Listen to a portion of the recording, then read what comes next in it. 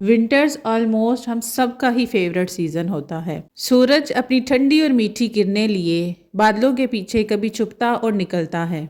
इसी तरह सर्दी भी आंख मिचौली खेलती ही आती है, पहले कम फिर थोड़ी सी ज़्यादा, और फिर जब दिसंबर का स्टार्ट होता है तो फिर बहुत ज़्यादा सर्दी स्टार्ट हो जाती है। तो इसी के अकॉर्डिंग ही हम अपने कपड़ों की और अपनी वार्डरोब की सेटिंग्स भी चेंज करते रहते हैं। तो आज के व्लॉग में मैं आपके साथ विंटर्स के जो फुल गर्म कपड़े हैं उनकी सेटिंग और ऑर्गेनाइजेशन शेयर करूँगी, क्योंकि ये कपड़े इतनी स्पेस ले लेते हैं आपकी वार्डरोब्स में कि किसी और चीज़ की गुंजाइश ही नहीं रहती। तो वीडियो को स्टार्ट करते हैं। अस्सलाम वालेकुम, क्या हाल चाल है और कैसे हैं सब? उम्मीद करती हूँ सब खैरियत से होंगे। अल्हम्दुलिल्लाह मैं भी ठीक ठाक हूँ। विंटर्स के ये कपड़े निकालने के बाद ना सबसे पहला काम ये किया करें, कोशिश किया करें कि इनको ना थोड़ी सी धूप लाजमी लगवाया करें, क्योंकि समर्स का ये एक लंबा सीज़न ये अपनी अलमारियों में या संदूकों में या पेटियों में कहीं पे भी ये पड़े रहते हैं ना, तो स्मेल तो नहीं आती, लेकिन फिर भी जो भी अंदर जर्म्स और जो कीड़े वगैरह होते हैं ना कपड़े के भी, वो निकल जाते हैं। तो बस इनको ना सारों को मैं धूप लगाऊंगी, और जब तक मेरे कपड़ों को धूप लग रही है ना, मैं नीचे इनके लिए इनकी सेटिंग के लिए ऑर्गेनाइज़र बना लूँगी।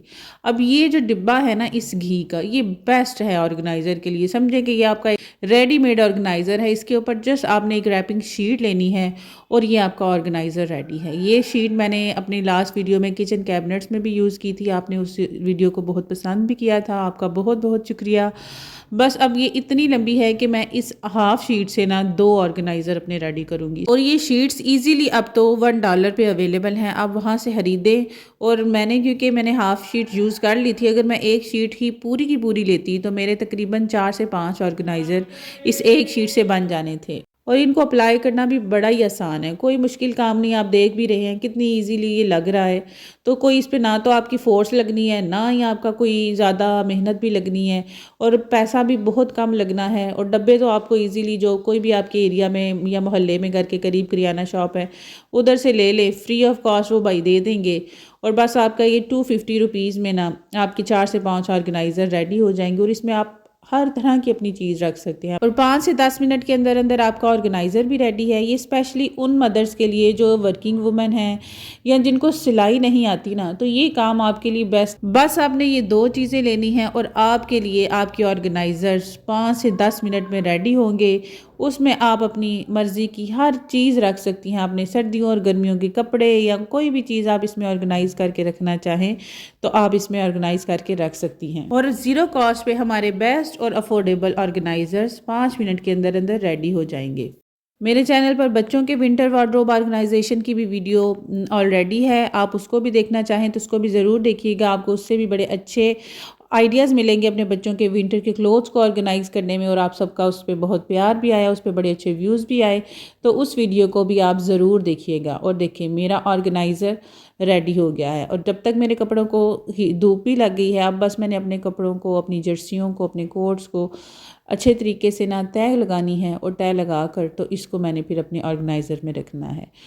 फोल्डिंग पे ज़्यादा टाइम नहीं लगता। हमें लगता है कि चीज़ें कितनी ज़्यादा हैं या कितने ज़्यादा कपड़े हैं, और हम इस तरह से फैंसी तरीके से या इस तरह फोल्ड कर करके तय करके रखेंगे तो कितना ही टाइम लगेगा। देखें, अगर आप बस जान छुड़ाने के लिए भी तय करेंगी ना, तब भी आपके 5 से 10 मिनट लगेंगे। और अगर आप थोड़ा सा टाइम दे लेंगी, अगर आप जहाँ 10 मिनट लगा रही हैं ना, तो अगर आप वहाँ पर सिर्फ़ और सिर्फ 5 या 10 मिनट ज़्यादा दे देंगी ना, तो आपकी चीज़ें इस तरह की ऑर्गेनाइज रहेंगी कि दूसरी दफ़ा आपको इतनी मेहनत करनी नहीं पड़ेगी। बस वही चीज़ों को मेहनत करके तय करना पड़ेगा जो साथ के साथ कपड़े धुलेंगे, बस उनको, बाकी चीज़ें आपकी हमेशा ऑर्गेनाइज ही रहेंगी। ये वन टाइम एफ़र्ट होती है। अगर आप ये वन टाइम एफ़र्ट कर लेंगे ना, तो आपकी सारी चीज़ें ईजीली मेंटेन होंगी। हुडी वाली जर्सियाँ भी हैं, लॉन्ग जर्सियाँ भी हैं, स्वेटर्स भी हैं। तो मैंने सिंपली इन सारियों को फोल्ड करके ना तो रखती जा रही हूँ। कोशिश ये कर रही हूँ कि मैं इनको जितनी हो सके उतना छोटा करके तय करूँ, ताकि ये मेरे ऑर्गेनाइजर्स में फिट भी आए और मेरी ये कम से कम स्पेस ऑक्यूपाई करें। पहले मैं भी ना यही करती थी कि अपने स्वेटर्स को, अपनी जर्सियों को ना पाइल्स करके एक दूसरे के ऊपर करके रख दिया, और उसके बाद पूरा सीज़न में मुझे तो 2-4 जर्सियाँ या 2-4 स्वेटर सामने नज़र आते थे, बस मैं उन्हीं को यूज़ करती थी। बाकी जो दूसरे होते थे वो बस नीचे जो अगर आ गए हैं, दब गए हैं किसी चीज़ के नीचे या किसी कपड़े के नीचे, तो बस वो छुपे रहे हैं और नज़र ही नहीं आए, और पूरा सीज़न निकल गया और ये जर्सियाँ या ये स्वेटर्स मैंने यूज़ ही नहीं किए। ऑर्गेनाइज़र्स में रखने का सबसे बड़ा फ़ायदा ही ये होता है कि हमें अपनी चीज़ें विजिबल नज़र आ रही होती हैं, हमारे पास क्या चीज़ें हैं, हमारे पास कितनी चीज़ें हैं और कौन सी चीज़ किधर पड़ी है। इससे हम अपनी चीज़ों को ना एक तरीके से ना यूज़ भी कर सकते हैं। आप ना अपना एक सीक्वेंस बना लें कि आपने इस साइड से एक शर्ट निकालनी शुरू की है, तो इधर से ही अब निकालनी शुरू करेंगी और जब वॉश होती जाएंगी तो उनको ना बैक साइड पे रखता जाएंगे।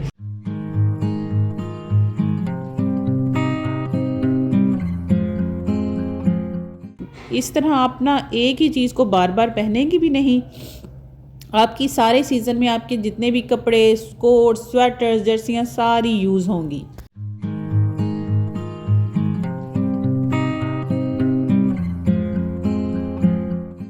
अब बारी आ जाती है अपने सारे कपड़ों को ना उनके ऑर्गेनाइज़र्स में रखने की। ये ऑर्गेनाइज़र मैंने अभी आपके सामने आपको बनाना भी सिखाया। ये 2 ऑर्गेनाइज़र मैंने बनाए और ये 2 ऑर्गेनाइज़र मैंने $1 शॉप से ना लिए थे। कोशिश करें कि जितनी ज़्यादा चीज़ें आ सकें एक ऑर्गेनाइज़र में वैसे रखें। मैंने पहले इस ऑर्गेनाइज़र में जर्सियाँ दूसरे तरीके से रखी थी, लेकिन मुझे लगा कि ये ज़्यादा स्पेस लेंगी, मेरी जर्सियाँ कम आएँगी। तो मैंने अब इसको दूसरे इस तरीके से रखा है। ये आपके ऊपर डिपेंड करता है कि आपने कैसे अपनी स्पेस को ज़्यादा बचाना है और कैसे अपनी चीज़ों को ना अपने ऑर्गेनाइज़र्स में रखना है। अब इसी तरह ये कोट्स हैं, तो इन कोट्स को भी, ये मेरा ज़्यादा हैवी या मोटा कोट नहीं है, तो इजीली इसकी छोटी सी फ़ोल्ड लग जाएगी और मैं इसको भी अपने ऑर्गेनाइज़र में आराम से फ़िट कर लूँगी।